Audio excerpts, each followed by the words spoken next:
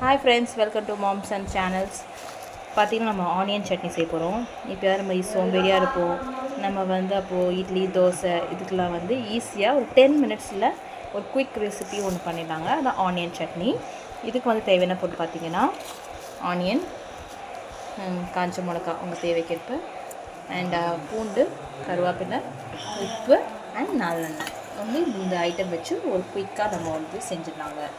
இதுக்கு ஃபஸ்ட்டு நம்ம என்ன பண்ணணும்னா, ஃபஸ்ட்டு காஞ்ச மிளகா இருக்குங்களா, அதை மிக்ஸி ஜாரில் போட்டு அரைச்சிட்டு எடுத்துக்கணும். அப்புறம் தான் நம்ம இதெல்லாம் அரைக்கணும். அப்போ தான் உங்களுக்கு நல்லா அரையும். ஃபஸ்ட்டு நம்ம ஒரு மிளகாவை ஊட்டிட்டோம். இப்போது இதில் ஆனியன் ஆட் பண்ணிக்கிறோம். ஆனியன் அண்ட் கருவேப்பிலை ஆட் பண்ணிக்கிறோம். இதில் நம்ம பூண்டு ஆட் பண்ணியிருக்கோங்க. இப்போ பார்த்திங்கன்னா சுவையான கார சட்னி, ஆனியன் சட்னி ரெடி ஆகிடுச்சுங்க. இது தஞ்சாவூர் ஸ்டைல். இது ஆக்சுவலாக இதோட நம்ம காரத்துக்கு பார்த்திங்கன்னா நல்லெண்ணெய் சேர்த்து சர்வ் பண்ணுங்கள். கொஞ்சம் நல்லெண்ணெய் ஊற்றிக்கிறாங்க. இதில் நல்லெண்ணெய் ஊற்றி நீங்கள் சர்வ் பண்ணணும். சூப்பராக அட்டகாசமாக இருக்குங்க. இட்லிக்கும் தோசைக்கும் ட்ரை பண்ணி பாருங்கள்.